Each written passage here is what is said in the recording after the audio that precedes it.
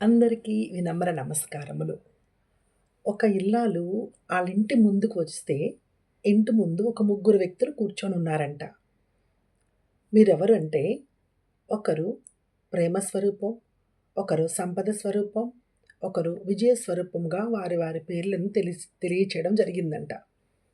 అయితే మీరు చాలా ఆకలిగా ఉన్నట్లున్నారు. మీరు ఇంట్లోకి వస్తే భోజనం వడ్డిస్తానని చెప్పినప్పుడు, మీ ఇంటి యజమాని వచ్చిన తర్వాత మేము కూడా వచ్చి భోంచేస్తాం అన్నప్పుడు, ఇంటి యజమాని రావడం జరిగింది.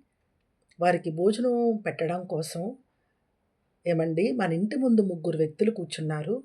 వారిని ఎవరిని ఇంట్లోకి భోజనానికి పిలుద్దాం" అన్నప్పుడు, వారి పేర్లు చెప్పడం జరిగింది. అప్పుడు అందరికీ మక్కువైనట్లే మనకు కూడా సంపద పట్ల మక్కువ ఉంటుంది గదా! సంపదని స్వరూపాన్ని లోపలికొచ్చి భోజనం చేయమని చెప్పడం జరుగుతది.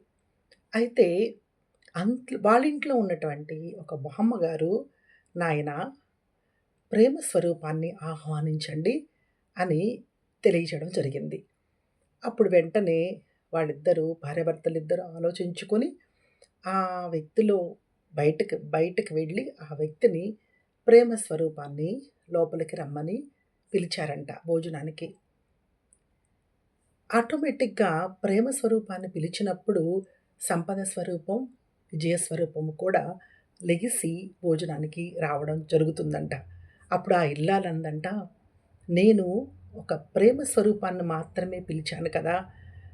క్షమించాలి. నేను మిమ్మల్ని పిలవలేదు" అన్నప్పుడు, "తల్లి ఎక్కడైతే ప్రేముంటుందో అక్కడ వాటి వెనకే సంపద, విజయం కూడా ఉంటుందని చెప్పి మమ్మల్ని ఎవరు విడదీయలేరని చెప్పి తెలియచేయడం జరిగిందంట.